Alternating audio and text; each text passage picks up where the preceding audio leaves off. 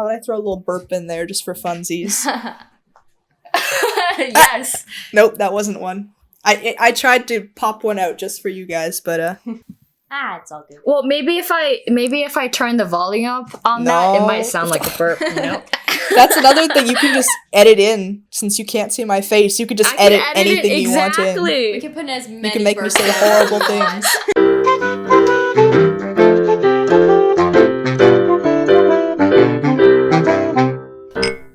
Hello, everybody, and welcome back to Chai Chatter. On today's episode, we'll be discussing an update on COVID with a side of various warm beverages. Today is a special home edition, so let's get started.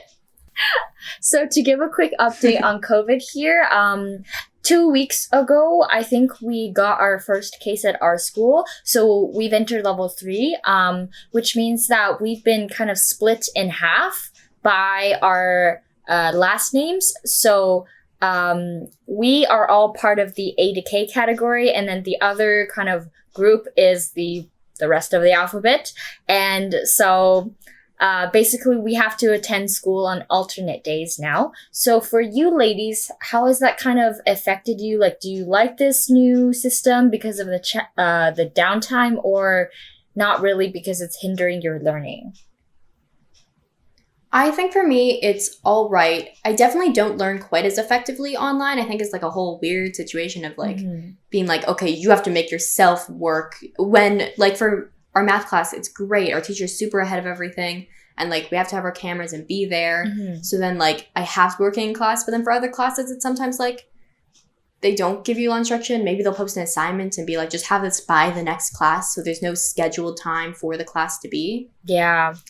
I think also the social part is like slightly odd, and I'm like okay with it because it's for our safety and I'll happily oblige. But like my entire group is in the second half of my entire group that I used to eat lunch with is in the second half of the alphabet. And now it's like, okay, I guess I have to find new plans for lunch all of a sudden. First time in a high school I ate lunch alone. Yeah. And like, I mean, working on stuff, but... I mean, next, Quint, when I don't have like a afternoon spare, I'll probably be able to like stay, over for lunch and stuff, but I kind of got to boot it out of there. Like we are so fortunate that our AP Calc teacher is like stupidly organized. She's got everything planned weeks ahead and just, gives us all the tools that we need to succeed, especially during COVID. And honestly, like, if that class transitioned to being all online, I could potentially see it still be able to work just because of how organized she is. But I imagine a class where like it's any less organized, and I honestly feel like it might fall apart, So, yeah. Yeah, I'm kind of like in the opposite boat from Chantel because I'm very lucky. All of my friends basically are in the oh my god, sorry, I'm choking. You don't need to keep that in. That could be the new Diana burp. Diana burp? Diana choke. Yeah, so sorry, as I was saying, I'm in the kind of opposite boat to Chantel because basically pretty much all of my friends are in the same group as I am, so like my social life hasn't really been affected by it. It's kind of the same as it was before. So I'm all right with it. I'm perfectly fine with it. Like Chantel said, it's to keep us safe, so. Like, social-wise, because I have like a afternoon spare, so I have one class and it's kind of alternate days. Like, I'm not really sure what my like social situation is because I feel like, because of the downtime, you have more time to hang out with your friends, but also because of COVID, it's not like there's that much to do, and like, because, usually when school is going on, there's like a lot to talk about. There's a lot happening in your life, but it's kind of back to that quarantine sort of pace in life where you feel a little bit like you're in limbo, but there's still things going on. So you can't completely relax because there's still a lot of things that you need to do, but you are not as connected as you were before. Yeah, do you guys feel that way? Is it kind of like feeling like quarantine? Yeah, I definitely get those vibes, especially like, so extracurriculars were cut as well, and I'm in wind ensemble. And before they told us that the whole switching day things before they said that extracurriculars were cut because they were still figuring things out. Mm-hmm. And they came to us and they were like, or our band teacher came to us and was like, okay, so we're going to change the days we have wind. And I was going to have my like wind ensemble on the Monday. And so that morning I totally like slipped my mind that on the Friday we were told there are no extracurriculars. Mm-hmm. So that Monday I was getting ready. I'm like, oh, and I have wind ensemble. I grabbed my instrument. And then right before I walked out the door, I went, oh, wait, I don't need any of this because we literally don't have wind ensemble anymore. And just like last minute it was cut. Yeah. So I don't know. I feel like then that was like going back to the moment of, I don't have anything to do anymore that's not like working to like work. Yeah. It's all stuff I have to do, nothing I'm doing for fun. Yeah, like our very first podcast when we talked about school during COVID, that was like we didn't really address like a lot of quarantine because I think at the time our heads were just filled with like, oh, this is the beginning of a new school year. And the very first Quint, it honestly felt like, wow, okay, this is the pace we're going at. Like we're in school for sure. This is, you know, the rest of senior year is kind of going to continue like this. And I feel like everyone had at the back of our heads like the knowledge that yes, there is going to be a second wave and it will hit, but kind of, I don't know if we anticipated it was going to be like right now. I, for some reason, felt like it was going to be like the first part of 2021 for some reason. Yeah, no, I was expecting yeah. it to be like now, like November was like kind of exactly when I like thought it would be. But, you know, still I'm just like, I still feel like surprised, you know? With all the, like, I knew that the cases would go up again when it gets colder because of the way that just COVID-19 is, but, like, I don't know, I'm still surprised. Yeah. I think for me, I was anticipating it to be, like, start of January, because I was thinking we have, like, the winter break, and I was like, oh, for Christmas and all those other holidays, people are going to travel, and then it's going to spike. I was, like, so prepared for January for just everything to shut down. And then they're like, just kidding, November. It probably still will. Yeah, like, I think it's... I know that probably a lot of people will still go to New Year's Eve parties. I'm counting on that. Like, I count that there's going to be a giant spike after that. Yeah, like, I feel like this year, because we're in grade 12, it already felt like, I know we joked about this at the beginning of the year that, like, we basically graduated March of last year. Like, our old high school days are kind of done with. And, like, this year, it kind of just feels like, you know, after our university applications are submitted, and then, you know, we know where we're going. And then until the day when we, like, write our AP exam, it doesn't feel like high school anymore. It kind of just feels like exam preparation, if that makes sense. Yeah. Like, I'm not really taking a class, you know, to get credits because I have enough credits, and I'm not really doing it, you know, to get grades up or anything, because that doesn't really matter because everything has already been submitted. So now it's just like, and speaking of, like, not having enough to do, I signed up to take the AP Bio exam, which means I'm going to have to teach AP Bio to myself. And I'm literally the only person at Campbell taking it this year. So that's going to be, yeah, it will be. And also, like, jobs, you know? I was thinking about it and I was like, oh, yeah, I need a second job. But then I thought about the fact that, you know, I'm like kind of all up in arms about this right now. And there are people that are not as fortunate as me that are out of high school that have to support themselves, that can't even get a first job, you know? So I was like, why am I fretting about not being able to find a second job if... Yeah, like, I understand, like, maybe more money, but, like, you're already working so hard with your one job. Like, I can't even imagine you having two. Oh, you know? yeah. I mean, that one has... So, I had two jobs previously. The one at the call center and then Kumon. The one at the call center, because that's right. The election is over, I just have the one at Kumon now. And that one, I can only get around, like, 15 hours a week maximum, which is, like, you know... The weird thing is, like, when you had, like, a lot of income coming in and then suddenly, like, even if you're still earning money, but it's not at the same rate, I feel literally so broke. Like, I have no money, even though that's, like, I don't know why. I feel so broke right now. Like, I worked full time over the summer, but then as soon as, like, I came back, I was like, oh, I mean, like, I don't have a ton of money, but, like, I have money now saved up. And then as it kept going, my mom was like, so, when are you getting a job? I was like, I actually, like, legitimately need a job because I have nowhere near enough to pay for, like, university yet. Yeah. Like, I have to build up money. Same. Yeah, it's kind of scary to get jobs, though, right now because, like, if you work at a grocery store, there's a lot of COVID cases there and stuff. That's my main concern because I've been trying to get a job for, like, a while.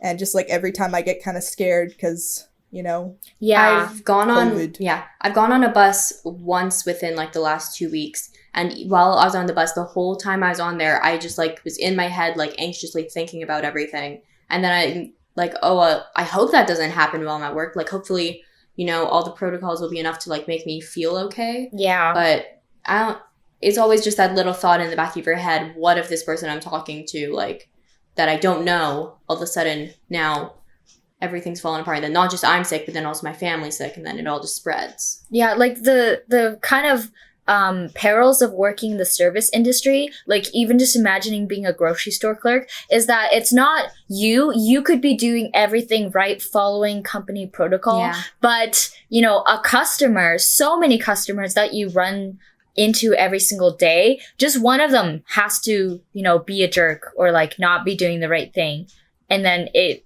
you know, your chances of getting it and stuff. So like, yeah, it's kind of a scary time. And like, not a lot of places are hiring as well, just because people are nervous about, you know, going out and stuff. Yeah. And I mean, I do feel very lucky that I kind of have that choice, whether or not I need to work or not, because there's a lot of people who are very scared of working right now, but, you know, of course, still have to do it. Yeah. Like, I mean, I would really, if like all of us could find sort of the jobs that you could do from home, there really isn't a lot though, you know? Yeah. Diana, would you ever consider applying to McDonald's too?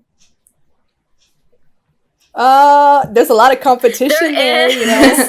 No, you know, I wish I didn't ask, because I was like, ooh, you know, that's pretty cool. Like, I wonder who else might be applying. You should give a little background to our listeners at home. So how I came to, like, hear about the job is, I don't know, this was, like, a couple days ago. Me and Sabine were out for lunch at McDonald's, and we just saw, like, apply now. And at the back of my head, I was like, oh, I think our friend Rose works here too. That would be awesome. And we just literally, like, as we were paying for our fish fillets, or Filet-O-Fish, we were like, hey, are you guys hiring? And what do we need to do to apply and stuff? And Chantel, you explain your part too? Yeah. So for me, I'm friends with Rose, and she sent me I shouldn't say she sent me a message. For months, she's been like, you know, you should apply to McDonald's and we could work together. And then I, like, slowly just, like, you know, also hearing from my parents, you need to get a job. And that's what, like, I worked for the summer, but I don't have a job now. And just over here, like, hearing them say, you need to get a job. And then hearing Rose say, you should come work with me at McDonald's over and over again. And then I sent her a message the other day. I'm like, okay, what do I have to do to apply? And she told me, and then she was like, oh, also, another person we know is applying. So now I know of, including myself, 4 people applying for the same job. Yeah. I'm not going to add to that number. I'll stay away from McDonald's. Yeah. It's sad that we didn't have the audio for the last podcast, because there was a good burp in there. There were several great burps in there, you know. You know, that was like the gold mine, you know, eating hot, spicy noodles. That's the gold mine for gastrointestinal. Exactly. And not even just eating hot, spicy noodles, but also drinking the, like, 2 liters of milk we drink. Like, like, we drank that was so much. The milk. No, after, you know, I don't know, that I've never wanted to be lactose intolerant, really. I mean, dairy-free. Because, I don't know, I like ice cream. I like yogurt, I like dairy products, but, like, bruh, after that, I was like, I am never drinking milk again. Like, all I could taste for hours was just milk in my mouth. Was just milk. Gross. Yeah. I literally, the next day, I was like, I'm having this would be good with milk, and then I literally grabbed the jug and went, no! No. No. Because the moment you look at it, it just like the memory you're comes like, back. oh shit, you know, the that's feelings not of gonna be very nice. yeah. All right. So COVID. COVID, yes. COVID, yes. Keep this on topic. So now that we're slipping back into like a little bit of that quarantine mindset, I realize we've never really talked about our experience with quarantine, even though that was like half of year for us. So how was your guys' quarantine and stuff? Yeah. Were you guys kind of like, do you think that you were more nervous about COVID back kind of in like April, March when we had to stay at home, or like now when we're not staying home as much, but the cases are just going up and up and up? Probably now, because well, I mean, we're starting to stay home again because of, obviously we're going back to stage 3. You know, it's the second coming of COVID. Yeah. For me, my fear I'm definitely more nervous than I was. For me, my fear, like, it was somewhat, I think I was slightly more focused on the whole, like, everything shutting down rather than the effects of COVID. When it originally, March, April, I was worried about COVID. And then from, like, then on, I was fine. I was completely okay. I was working, like, at, like, a resort, and I was okay. I was like, I'm doing everything I can do. I'm fine with it. And I lived alone at that point. So if I got sick, I knew I wouldn't affect anyone. So I was totally okay with everything for like months. And then even coming back, just now that we've reached now where it's closing again, I'm starting to like be slightly worried again, especially because now like what I do affects other people. Yeah. Like, yeah, no, I had a little like COVID scare. Like, I think, what was it? A week ago, 2 weeks ago, where I had a cold, but my parents said I should get tested, and I agreed, so I went to go get tested. Luckily, it was just a cold, but I was a little bit worried, not gonna lie. Yeah. Speaking of, I haven't been sick for like almost a year now. And the funny thing is, it's because everybody has been like doing their due diligence and like sanitizing, like just realizing that. And I was like, oh wow. So I don't know, I feel like COVID, and recently because of like the second wave, there have been more people kind of discussing it, but now a little bit in retrospect, like looking at this pandemic now that we're super far into it and still in it, people have been saying like, I feel like the positives that have come out of this is that people are being educated on, I don't know, like public health and learning to adapt to things that like not as severe as like a natural disaster, like a tornado that rips through Florida or anything. And nothing like a world war or anything, but something like this that is very much like our 21st century kind of issue. And just like seeing how many holes that we had in our healthcare system, in our like political systems and whatever. And one person rephrased it like we are almost rewriting our social contracts, like learning how to respect each other in a society and like why everybody needs to do their part.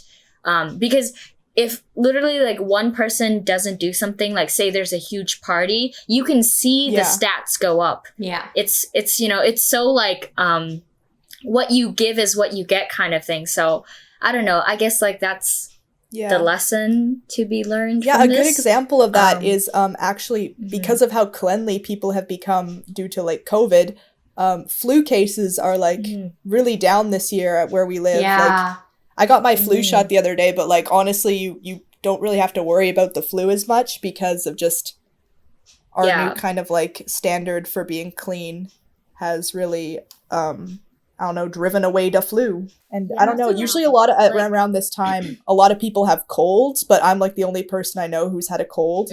It's a transitional period like into winter when you really like get sick. Like think of musical theater season. Musical theater season is always like, because of the lack of sleep that you're getting kind of mid-November time when some people get hit really hard. It's not even like just a cold. Sometimes it's like I have a fever, I want to throw up kind of thing. Yeah, definitely. And have you guys felt sick at all? Like, have you guys gotten a cold yet this year? in this other than transitional like period? other than like having like a runny nose for like an hour, no, like it's been Oh yeah. Yeah. And that's the extent of it. Like maybe a little sneeze, but nothing that lasted more than a couple hours, to be honest.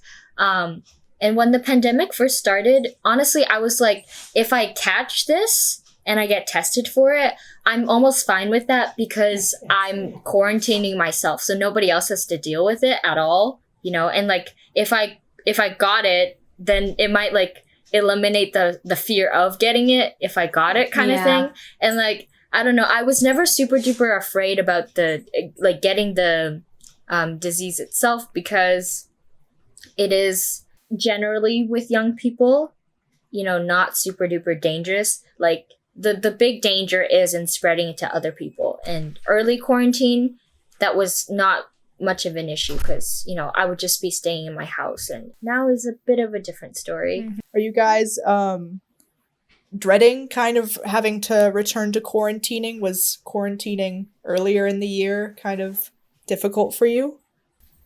I think for me, like it started off really difficult, and then like I'm like after months, I mean, but I eventually was able to pick myself back up, and I was being like a semi-productive human again. And I hope that like maybe I'd be able to like, I mean, maybe fast track that a bit. I'd probably definitely be awful for the first bit, but maybe fast track getting back to normal, like being able to do things. Yeah, like I like the fact that there's still quite a bit of structure, and like, you know, with the personality I have, I will like fill it up with work no matter what. In quarantine, it was sort of, because everything else was also shut down, I couldn't fill it with work until like July when I got the job at the call center. Then I literally worked like 35 hours a week just to fill up time. But I think what might be harder about this time around is that it's winter. And I mean, like, you know, quarantining back in the spring and the summer, it was nice because you could still be in solitude, but maybe go out in nature, go for a walk. And that would be like pretty good for your mental health, just getting the fresh air.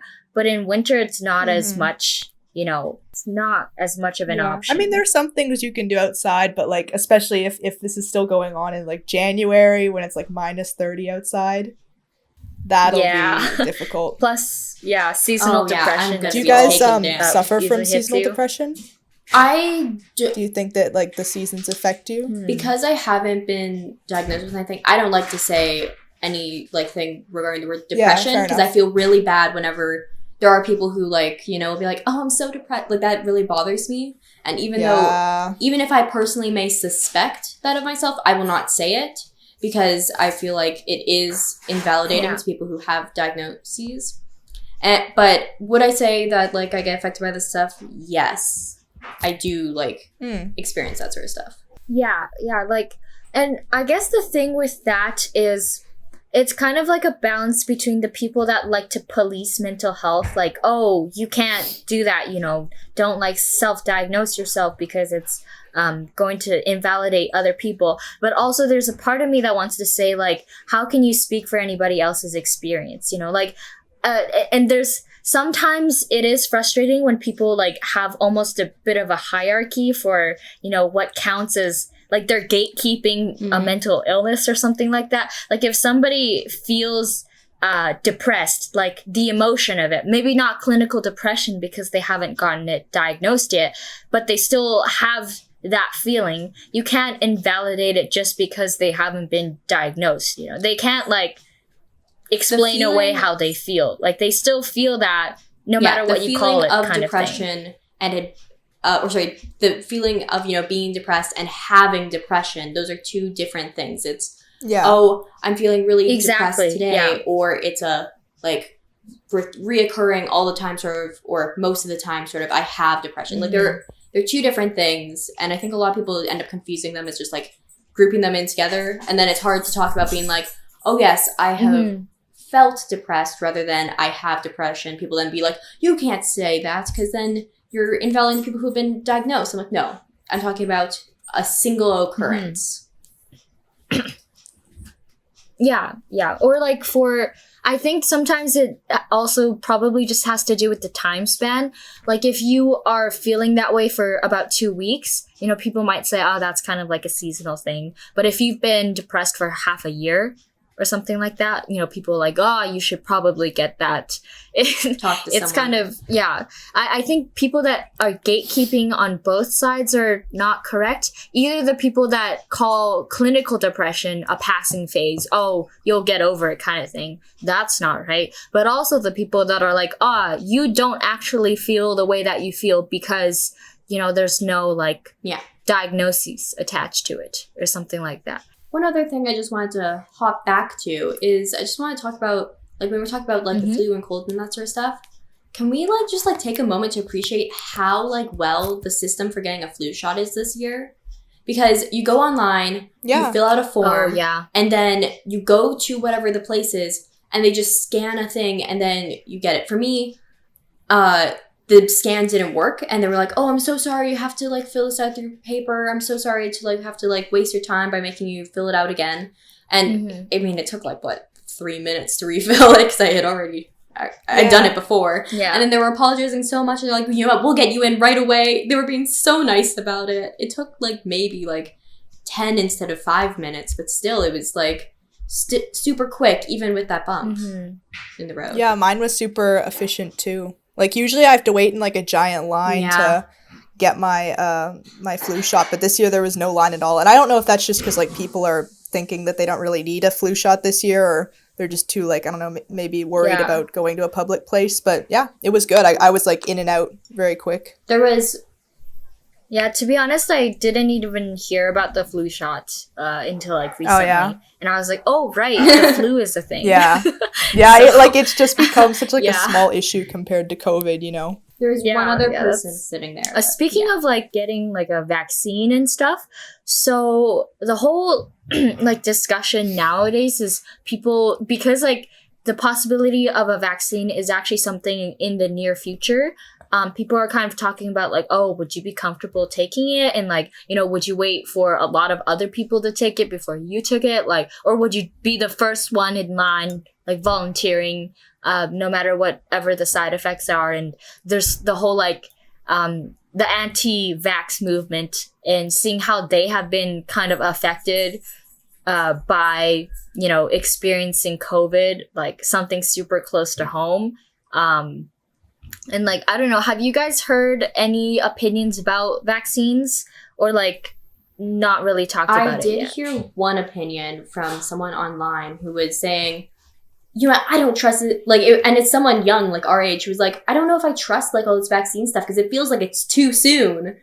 I was like, well, I mean, they aren't going to roll it out if it's completely, like, no, doesn't work. Exactly. But I don't know. So it sounded like there's some people who are, because they said, like, summer of 2021, I think, like, right when things were starting, I think people, because it's already being talked about now, people are like, well, no, it's not then yet. We were told we still had months and months and months to go.